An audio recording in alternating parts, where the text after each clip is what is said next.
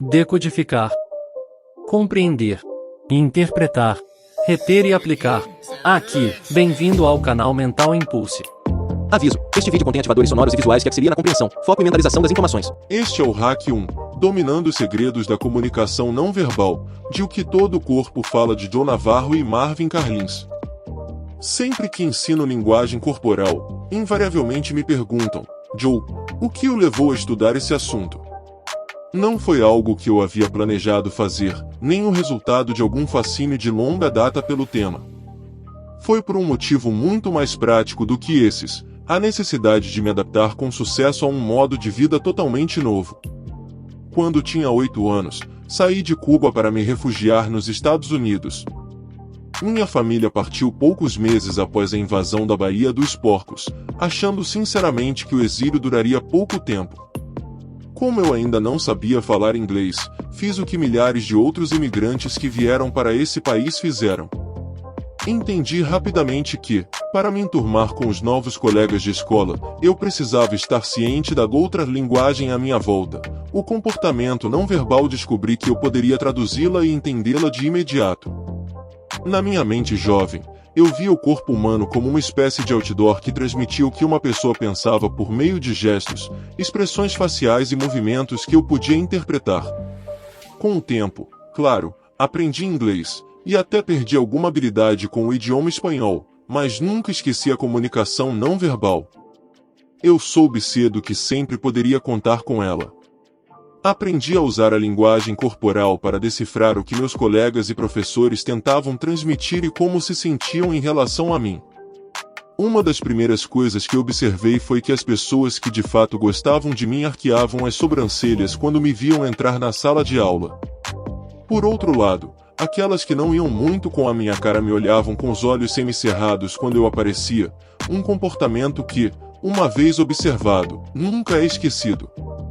Logo passei a usar esse tipo de informação, como muitos outros imigrantes utilizam, para avaliar as pessoas e fazer amigos, para me comunicar apesar da barreira idiomática óbvia, para evitar inimigos e cultivar bons relacionamentos.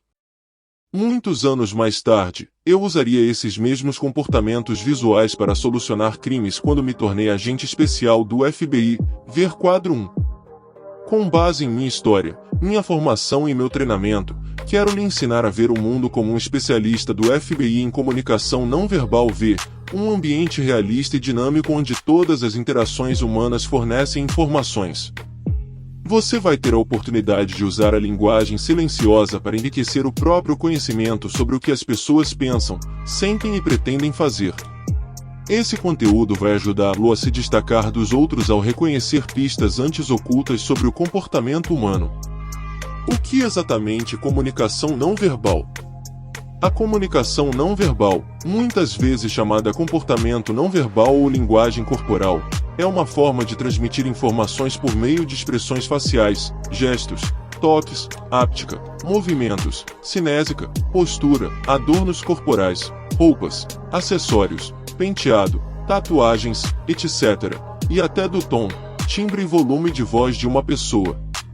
Comportamentos não verbais englobam aproximadamente 60 a 65% de toda a comunicação interpessoal e, durante uma relação sexual, podem constituir 100% da comunicação entre os parceiros. Bourgon, 1994, 229 e 285. Quadro 1, em um piscar de olhos. Bloqueio do olhar é um comportamento não verbal que pode ocorrer quando nos sentimos ameaçados e ou não gostamos daquilo que vemos. Ficar com os olhos semicerrados, como no caso dos meus colegas de classe que não gostavam de mim, fechados ou cobertos, são ações que evoluíram para evitar que o cérebro veja imagens indesejáveis e para comunicar nosso desdém por outras pessoas.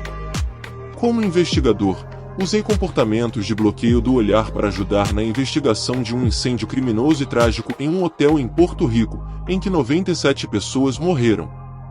Um segurança era o principal suspeito, porque o incêndio começou na área em que ele trabalhava. Uma das maneiras de determinar que ele não tinha nada a ver com o crime foi fazer algumas perguntas muito específicas sobre onde ele estava antes e no momento do ocorrido, e se ele tinha começado ou não o incêndio. Após cada pergunta, Busquei detectar no rosto dele sinais reveladores do comportamento de bloqueio do olhar e notei que só ocorriam quando perguntavam sobre onde ele estava quando o incêndio tinha começado. Por outro lado, estranhamente ele não parecia incomodado com a pergunta: "Você começou o incêndio?" Isso me fez entender que o problema real era sua localização no momento do incêndio, e não seu possível envolvimento no crime. Ele foi interrogado posteriormente pelos investigadores responsáveis e acabou admitindo ter deixado seu posto para ver a namorada, que também trabalhava no hotel. Infelizmente, enquanto ele estava fora, os incendiários entraram na área que ele deveria vigiar e deflagraram um incêndio. Nesse caso, o fato de o segurança ter bloqueado o olhar nos deu a pista necessária para seguir uma linha investigativa que acabou levando à abertura do processo criminal. No final, 3 incendiários foram presos e condenados pelo crime. O segurança, embora lamentavelmente negligente, não era o culpado. A comunicação não verbal também pode revelar os pensamentos, sentimentos e intenções reais de uma pessoa. Por essa razão, comportamentos não verbais são muitas vezes chamados indícios. Como as pessoas nem sempre percebem que estão se comunicando de maneira não verbal, a linguagem corporal geralmente é mais honesta do que os pronunciamentos orais de um indivíduo, conscientemente criados para alcançar os objetivos de quem fala. Ver quadro 2. Quadro 2. Gestos falam mais alto que palavras. Um exemplo memorável de como a linguagem corporal às vezes pode ser mais confiável do que a linguagem verbal envolveu o estupro de uma jovem na reserva indígena de Parker, no Arizona. Um suspeito foi levado a interrogatório. Ele soou convincente, e sua versão da história foi plausível. Ele alegou que não tinha visto a vítima e que, quando estava no campo, desceu por uma leia de pés de algodão, virou à esquerda e então foi direto para sua casa. Enquanto meus colegas faziam anotações sobre o que ouviam, eu mantive meus olhos no suspeito e vi que, quando falava sobre virar à esquerda e ir para casa, ele fazia um gesto com a mão de virar à direita, que era exatamente a direção que levava à cena do crime. Se eu não o estivesse observando, não teria percebido a discrepância entre o comportamento verbal, virei à esquerda, e o não verbal, gesticular para a direita. Depois que percebi isso, porém, suspeitei que ele estivesse mentindo. Esperei um pouco e então o confrontei mais uma vez, e por fim ele confessou o crime. Sempre que o comportamento não verbal de outra pessoa ajudar você a entender os sentimentos, intenções ou ações dela, ou esclarecer suas palavras faladas, você então decodificou e usou de maneira bem-sucedida essa linguagem silenciosa, usando o comportamento não verbal para melhorar sua vida.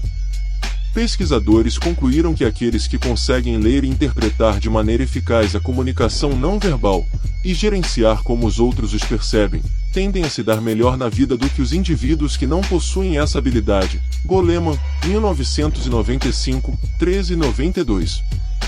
O objetivo deste livro é ensinar você a observar o mundo ao seu redor e determinar o significado dos comportamentos não verbais em qualquer contexto. Esse poderoso conhecimento vai aprimorar suas interações e enriquecer sua vida, como aconteceu comigo. Uma das coisas fascinantes sobre o comportamento não verbal é sua aplicabilidade universal. Ele funciona em qualquer interação entre seres humanos e é confiável. Depois de entender o significado de um comportamento não verbal, você pode usar essa informação em várias circunstâncias diferentes e em todos os tipos de ambiente. Na verdade, é difícil interagir efetivamente sem a comunicação não verbal. Se você já se perguntou por que as pessoas ainda viajam para participar de reuniões na era dos computadores, mensagens de texto, e-mails, celulares e videoconferências, o motivo é a necessidade de expressar e observar pessoalmente o comportamento não verbal. Nada supera os encontros presenciais, porque os comportamentos não verbais são poderosos e significativos. O que você vai aprender neste livro poderá ser aplicado a qualquer situação, em qualquer cenário. Quadro 3. Dando um ponto de vantagem a um médico. Meses atrás, apresentei um seminário para um grupo de jogadores de pôquer sobre como usar o comportamento não verbal para ler a mão dos oponentes e ganhar mais dinheiro nas mesas. Como o pôquer é um jogo com muito uso de blefes e dissimulação, os jogadores têm muito interesse em conseguir ler as pistas dos oponentes. A decodificação das comunicações não verbais é fundamental para seu sucesso. Muitos agradeceram as ideias que eu dei, mas o que me surpreendeu mesmo foi a quantidade de gente que conseguiu perceber a importância do entendimento e do uso do comportamento não verbal para além da mesa de pôquer. 2 semanas após o seminário, recebi um e-mail de um dos participantes, um médico do Texas. O que eu acho mais surpreendente, escreveu ele, é que o que aprendi no seminário também ajudou na minha prática clínica. Os comportamentos não verbais que você nos ensinou para interpretar os jogadores de pôquer também me ajudaram a interpretar meus pacientes. Agora consigo perceber quando eles estão desconfortáveis, confiantes ou se não estão sendo totalmente honestos. A mensagem do médico fala da universalidade dos comportamentos não verbais e de sua importância em todos os aspectos da vida. Dominar as comunicações não verbais requer uma parceria. Estou convencido de que qualquer um pode aprender a usar a comunicação não verbal para melhorar a si mesmo. Sei disso porque já ensinei milhares de pessoas como você a decodificar os comportamentos não verbais e a usar essas informações para aprimorar a vida delas e de seus amigos e familiares, bem como para alcançar seus objetivos pessoais e profissionais. Mas, para esse processo ser possível, você e eu precisamos estabelecer uma parceria de trabalho, cada um contribuindo com algo importante para nosso esforço mútuo. Seguindo os 10 mandamentos para detectar e decodificar comunicações não verbais com sucesso. Interpretar corretamente as pessoas, usar inteligência não verbal para avaliar os pensamentos, sentimentos e intenções delas, é uma habilidade que requer prática constante e treinamento adequado. Para ajudá-lo no treinamento, vou fornecer algumas diretrizes, ou mandamentos, importantes para maximizar sua eficácia na interpretação de comportamentos não verbais. À medida que você incorporar esses mandamentos à sua vida cotidiana, eles se transformarão em algo automático para você, necessitando de pouco ou nenhum pensamento consciente para serem colocados em prática. É quase como aprender a dirigir. Você se lembra da primeira vez que tentou? Se foi como eu, você estava tão preocupado em conduzir o veículo que era difícil monitorar o que fazia dentro do carro e ao mesmo tempo se concentrar no que acontecia fora. Somente depois de se sentir à vontade ao volante foi que você conseguiu expandir seu foco para abranger todo o ambiente de direção. É assim que acontece com o comportamento não verbal. Depois de dominar a mecânica para usá-la de forma eficaz, ela se tornará automática e você poderá concentrar toda a sua atenção em decodificar o mundo ao seu redor. Mandamento 1. Seja um observador competente de seu ambiente. Esse é o requisito mais básico para quem deseja decodificar e usar comunicações não verbais. Imagine a insensatez de colocar tampões nos ouvidos para tentar ouvir alguém. Não conseguiríamos ouvir a mensagem e perderíamos tudo o que fosse dito. Assim, a maioria dos ouvintes atentos não anda por aí usando tampões de ouvido. Porém, quando se trata de perceber a linguagem silenciosa do comportamento não verbal, os observadores podem se comportar como se estivessem vendados, desatentos aos sinais corporais em volta deles. Atenção, assim como ouvir cuidadosamente é crucial para entender nossa expressão verbal, uma observação cuidadosa é vital para compreender nossa linguagem corporal. Uau! Volte e leia novamente essa frase antes de continuar. O que se afirma nela é fundamental. Observação conjunta, ou esforço conjunto, é importantíssima para interpretar as pessoas e detectar corretamente seus sinais não verbais. O problema é que a maioria das pessoas passa a vida olhando, mas não efetivamente observando, ou, como o meticuloso detetive inglês Sherlock Holmes já afirmou ao parceiro Dr. Watson, você vê, mas não observa. Infelizmente, a maior parte dos indivíduos usa esforço observacional mínimo para ver o mundo. Essas pessoas, então, são desatentas a mudanças sutis. Estão alheias à rica tapeçaria dos detalhes em torno delas, como um leve movimento da mão ou do pé de alguém que pode trair seus pensamentos ou intenções. De fato, vários estudos científicos demonstraram que as pessoas são péssimas observadoras. Por exemplo, certa vez colocaram um homem usando um traje de gorila caminhando na frente de um grupo de estudantes enquanto outras atividades aconteciam, E metade dos alunos não percebeu o fator distoante da cena. Simons e Chabris, 1999, 1059 e 1074. Maus observadores não têm o que os pilotos de companhias aéreas chamam consciência situacional, que é a percepção de todos os elementos do ambiente. Eles não têm uma imagem mental sólida do que exatamente está acontecendo em torno ou na frente deles. Peça a eles que entrem em uma sala estranha cheia de pessoas. Dê a eles a chance de olharem em volta e então peça que fechem os olhos e relatem o que viram. Você ficará surpreso com a incapacidade deles de lembrar até as características mais marcantes da sala. É triste constatar que não é raro sabermos de alguém que sempre parece ser surpreendido pelos acontecimentos da vida. As queixas desses indivíduos são quase sempre as mesmas. Minha esposa acabou de pedir o divórcio. Eu não tinha a menor ideia de que ela estava descontente com o nosso casamento.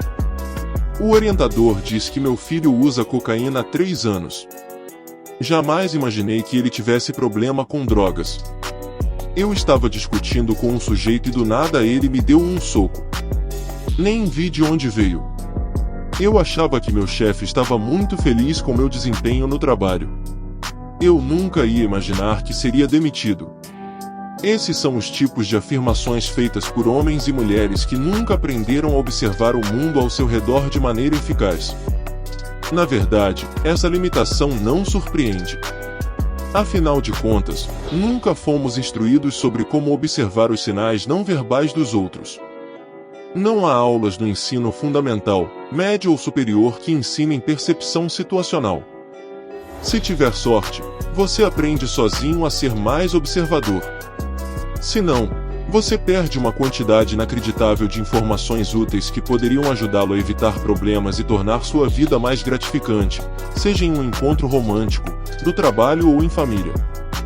Felizmente, a observação é uma habilidade que pode ser aprendida. Não precisamos passar a vida sendo surpreendidos. Além disso, como é uma habilidade, podemos aprimorá-la com o tipo certo de treinamento e de prática. Se você não é bom de vista, não se desespere.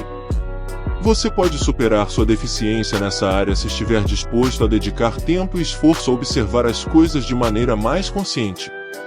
O que você precisa fazer é tornar a observação conjunta um modo de vida. Estar ciente do seu entorno não é um ato passivo. É consciente e deliberado, algo que exige esforço, energia, concentração e prática constante para ser mantido. A observação é como um músculo, torna-se mais forte com o uso e se atrofia se for deixada de lado. Exercite seu músculo observacional e você se tornará um decodificador mais poderoso.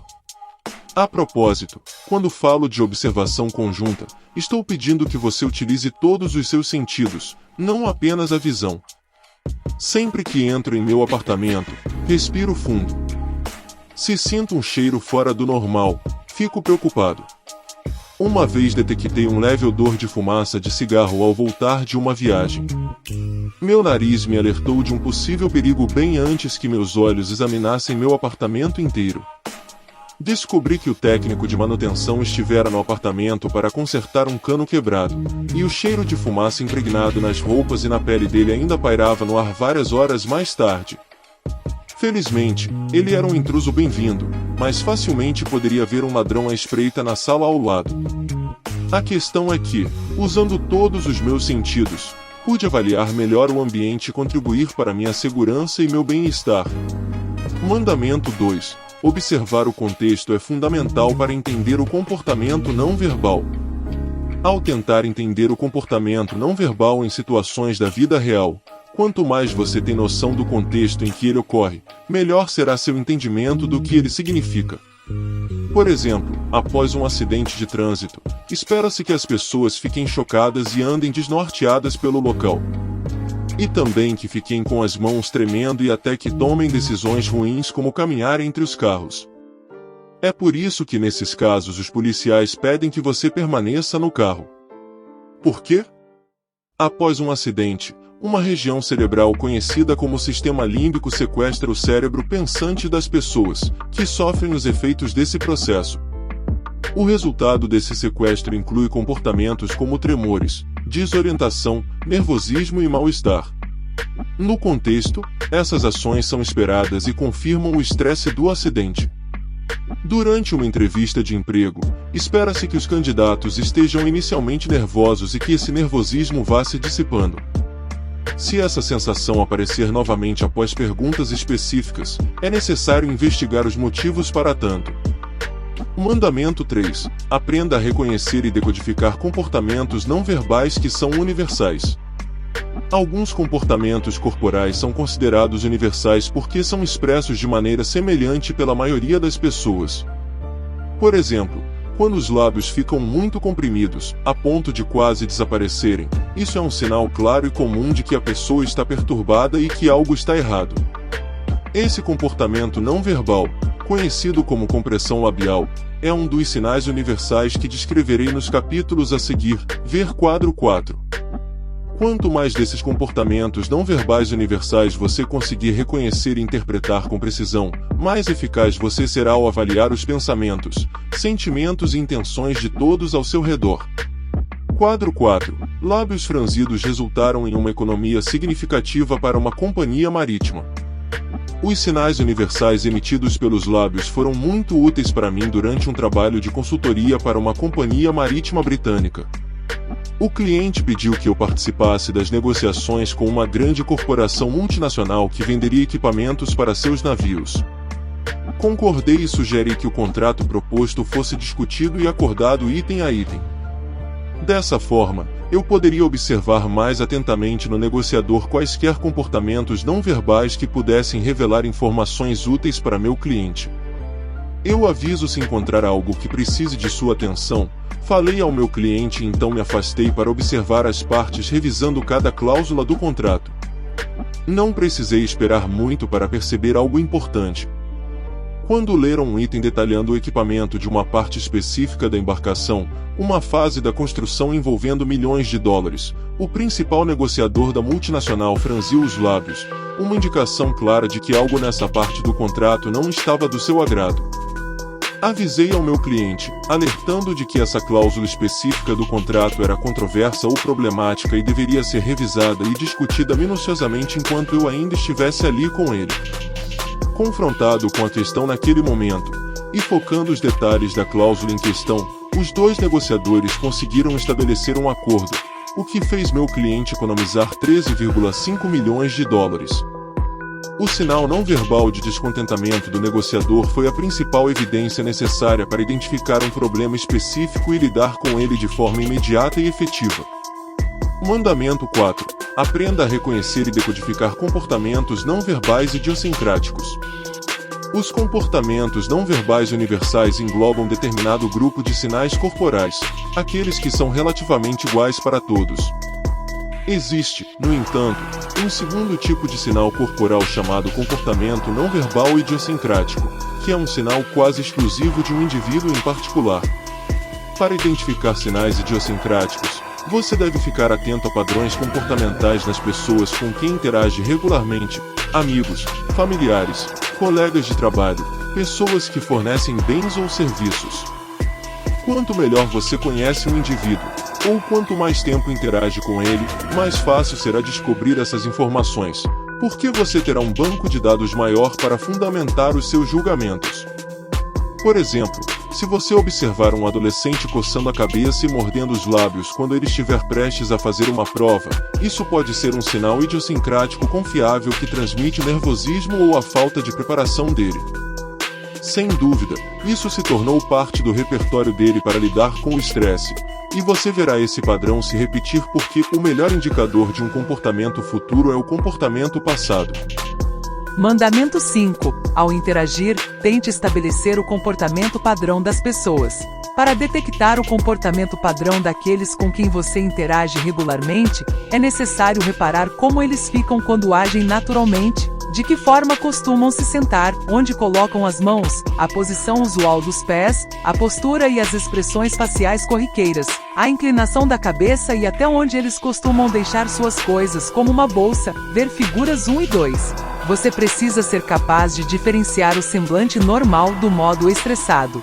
Não perceber um comportamento padrão coloca você na mesma posição dos pais que esperam o filho adoecer para conferir como está a garganta dele. Eles ligam para o médico e tentam descrever o que veem, mas não tem como saber o estado anterior porque nunca examinaram a garganta do filho quando ele estava saudável. Quando examinamos o que é normal, começamos a reconhecer e identificar o que é anormal. Observe as características do rosto quando a pessoa não está estressada. Os olhos estão relaxados e os lábios normais. O rosto de alguém estressado fica tenso e ligeiramente contorcido, as sobrancelhas ficam contraídas e a testa franzida. Até em um encontro com alguém você deve tentar observar a posição inicial da outra pessoa na interação. Definir seu comportamento padrão é fundamental porque permite determinar quando ela se desvia dele, o que pode ser muito importante e esclarecedor. Ver quadro 5. Mandamento 6. Sempre tente detectar múltiplos sinais nas pessoas, comportamentos que ocorrem juntos ou em sucessão. Você vai aprimorar sua precisão para interpretar pessoas quando conseguir observar múltiplos sinais do corpo que sejam confiáveis. Esses sinais funcionam juntos como as partes de um quebra-cabeça. Quanto mais peças você possui, maiores serão suas chances de uni-las e ver a imagem que elas formam. Por exemplo, se vejo um concorrente exibir um padrão de comportamentos de estresse seguidos por comportamentos pacificadores, posso ficar confiante de que ele está se sentindo mais fraco na negociação. Mandamento 7. É importante procurar mudanças no comportamento de uma pessoa que possam sinalizar alterações em seus pensamentos, emoções, interesses ou intenções. Mudanças repentinas no comportamento podem ajudar a revelar como uma pessoa processa informações ou se adapta a episódios emocionais. Uma criança que demonstra empolgação e felicidade com a perspectiva de entrar em um parque de diversões muda o comportamento imediatamente após saber que o parque está fechado. Adultos não são diferentes. Quando recebemos más notícias por telefone ou vemos algo que pode nos chatear, nosso corpo reflete essa mudança na hora.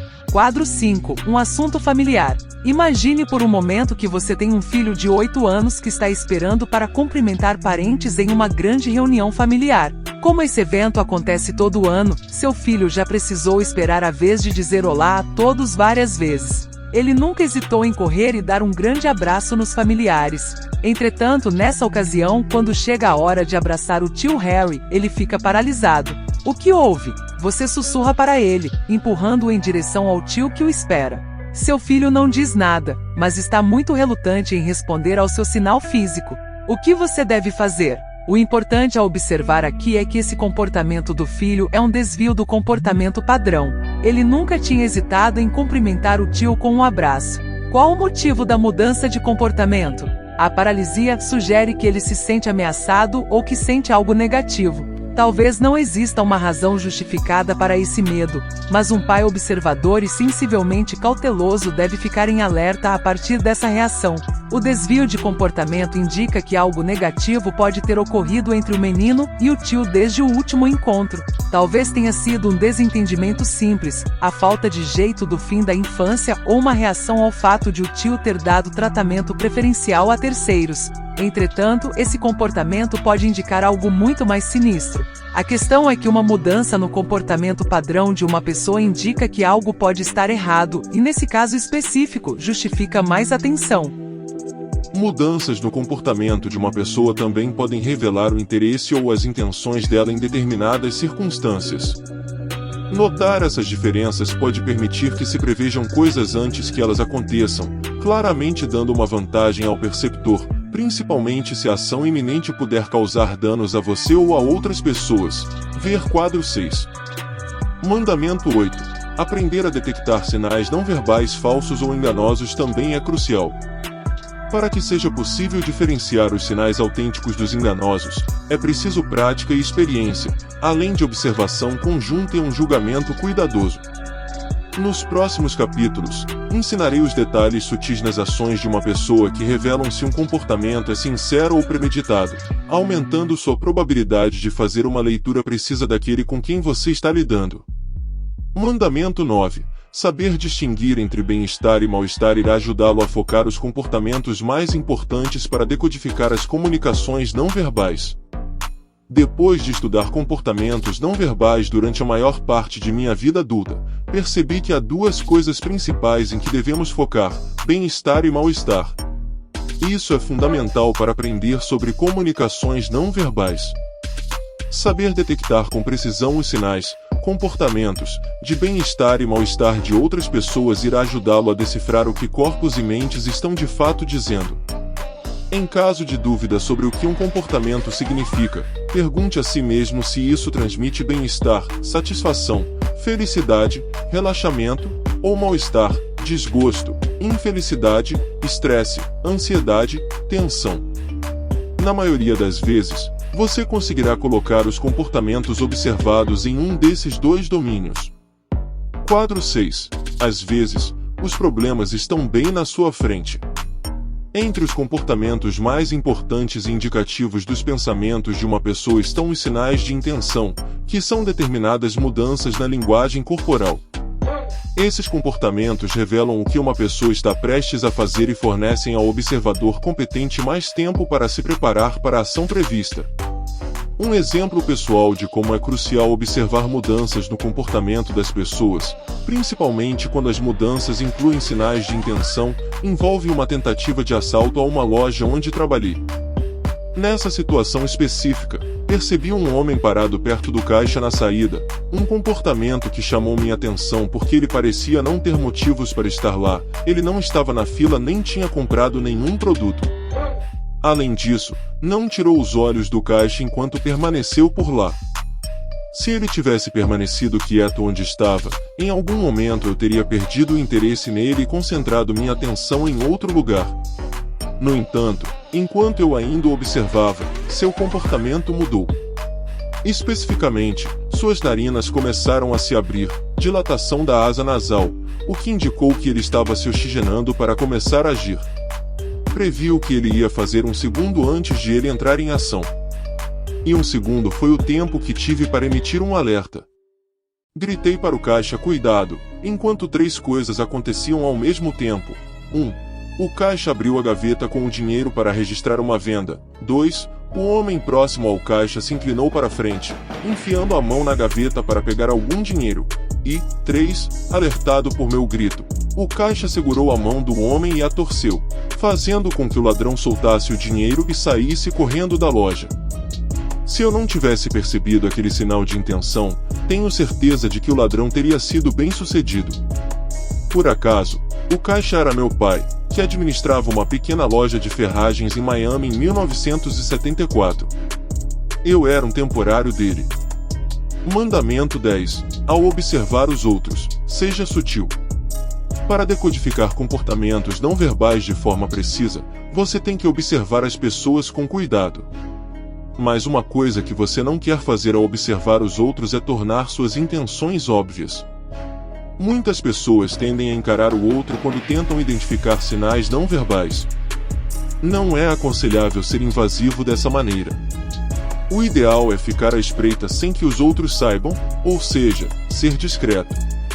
Trabalhe para aperfeiçoar suas habilidades observacionais e você chegará a um ponto em que seus esforços serão bem-sucedidos e sutis. Tudo é questão de prática e persistência. Você já foi apresentado aos 10 mandamentos que precisa seguir para decodificar a comunicação não verbal com sucesso e está apto a estabelecer nossa parceria. A questão agora é: que comportamentos não verbais devo procurar e que informações importantes eles revelam? É aqui que eu entro, identificando comportamentos não verbais importantes e seus significados. O corpo humano é capaz de emitir milhares de sinais ou mensagens não verbais. Quais são os mais importantes e como decodificá-los? O problema é que você pode passar uma vida inteira observando, avaliando e fazendo validações meticulosas para conseguir identificar e interpretar com precisão as comunicações não verbais mais importantes.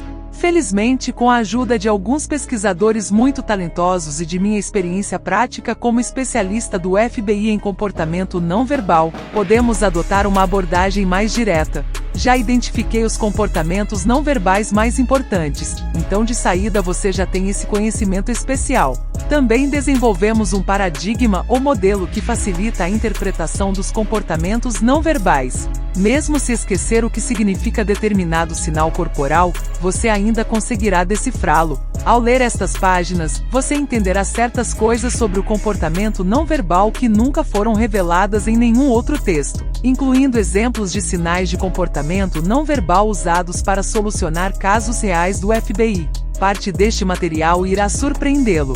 Por exemplo, se você tivesse que escolher a parte mais honesta do corpo de uma pessoa, aquela que revelaria os sentimentos ou intenções verdadeiros de um indivíduo, qual parte você selecionaria? Adivinhe! Depois que eu revelar a resposta, você saberá exatamente o que deve observar ao tentar concluir o que um colega de trabalho, familiar, parceiro ou total estranho está pensando, sentindo ou planejando. Também vou explicar a base fisiológica do comportamento não verbal, o papel que o cérebro desempenha. Também revelarei como detectar fraudes de uma forma que nenhum agente de contra-inteligência fez antes. Acredito firmemente que entender a base biológica da linguagem corporal irá ajudá-lo a entender o funcionamento do comportamento não verbal e por que ele é um indicador tão poderoso dos pensamentos, sentimentos e intenções humanos. Portanto, começaremos o capítulo seguinte analisando esse órgão magnífico, o cérebro humano, e mostraremos como ele regula todos os aspectos da linguagem corporal. Antes disso, porém, vou compartilhar uma observação sobre a validade do uso da linguagem corporal para entender e avaliar o comportamento humano. História de detetive. Em um encontro fatídico em 1963, em Cleveland, Ohio, o veterano detetive de 39 anos Martin McFadden reparou que havia dois homens andando de um lado para outro na frente de uma vitrine. Eles se revezavam espreitando a loja e então se afastavam. Depois de passar várias vezes por lá, os dois homens se encontraram no final da rua, olhando por cima dos ombros enquanto falavam com uma terceira pessoa. Preocupado com a possibilidade de os homens quererem assaltar a loja, o detetive se aproximou, revistou um dos homens e encontrou uma arma escondida. O detetive McFadden prendeu os três homens, impedindo assim um assalto e possíveis homicídios. As observações detalhadas do policial McFadden tornaram-se a base de uma decisão histórica da Suprema Corte dos Estados Unidos, TRV Ohio, 1968, 392 US 1, conhecida por todos os policiais daquele país. Desde 1968, essa decisão judicial permite que policiais abordem e revistem indivíduos sem necessidade de mandado quando o comportamento deles sinalizar a intenção de cometer um crime. Com essa decisão, a Suprema Corte reconheceu que determinados comportamentos não verbais, se detectados e interpretados de forma adequada, são um presságio para a prática de crimes. O caso TRV Ohio forneceu não só uma demonstração clara da relação entre nossos pensamentos, intenções e comportamentos não verbais, como também, sobretudo, reconhecimento jurídico de que essa relação existe e é válida. Navarro e Schaffer, 2003, 22-24.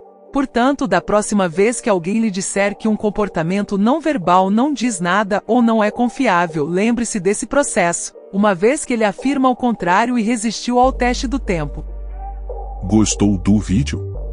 Acesse a playlist O que todo corpo fala, de John Navarro e Marvin Carlins, assim você fica por dentro dos outros vídeos sobre esse livro. Para apoiar o canal, não esqueça de inscrever-se, curtir, comentar e compartilhar. Demonstre sua gratidão às pessoas que colaboram para seu desenvolvimento.